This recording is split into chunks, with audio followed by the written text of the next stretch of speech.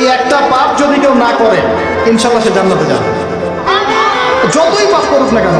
বাসায় মা বোন যারা আছে অনেকেই দেখা যায় চুল আশ্রায়, চিরুনি পরে গেলে বলে আজকে মেহমান আসবে। কি আসবে আজকে?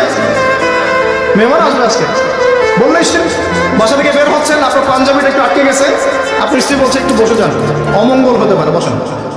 বাস মশলাই শিরক হয়ে গেল। মুসলিম সমাজে রন্ধ্র রন্ধ্র শিরক। এখন রাস্তাঘাটে উঠতে বসতে পেপার পত্রিকা খুললেই শিরক। পেপার খুলবেন রাশিফল, সিংহ রাশি, কন্যা রাশি, দিনটা কেমন যাবে বিশ্বাস করলে মশলাই হয়ে যাবে।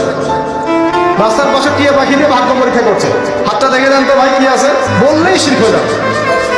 আংটি বিক্রি করছে, আংটি পরলে রোগ ভালো হবে, হাতে দিল রোগ ভালো হবে এই উদ্দেশ্যে মুশরিক। হাতে দিয়েছে রোগ ভালো হবে, আমার ডায়াবেটিস ভালো হয়ে যাবে, বিসমিল্লাহ, ব্যাস মুশরিক। এই আকীদা নিয়ে পড়লেই মুশরিক। মুসলিম সমাজে অহরহ শিরক আছে। আর আবু জেহেলের যুগে কি ছিল ভাই? আবু জেহেলের যুগে অনেকদিন বলেছি মেজর 5টা সমস্যা ছিল। কয়টা? মেজর 5টা, মাইনর সমস্যা অনেক, মেজর 5টা। এক, আবু জেহেলের যুগের বেশিরভাগ মানুষ শিরক করতো। কি করতো ভাই? লাত, উজ্জা, হবল, মানাত এইসব মূর্তি পূজা করতো। এখন হয়তো মুসলিম সমাজে এটা নাই ঠিকই, কিন্তু মুসলিমরা এখন কবর মাজার পূজায় শুরু করেছে, করে নাই? মুসলিমরা এখন নেক্সট জুড়ে ধোকা খাচ্ছে।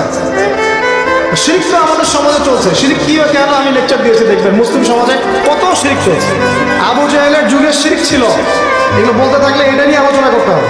আলোচনার টপিক আমার আছে অন্য। আবু জাহেলের যুগে কি ছিল ভাই? শিরক ছিল, সমাজে রন্ধ্রে রন্ধ্রে শিরক ছিল। এখনকার সমাজেও শিরক আছে। তারা লা ইলাহা ইল্লাল্লাহ না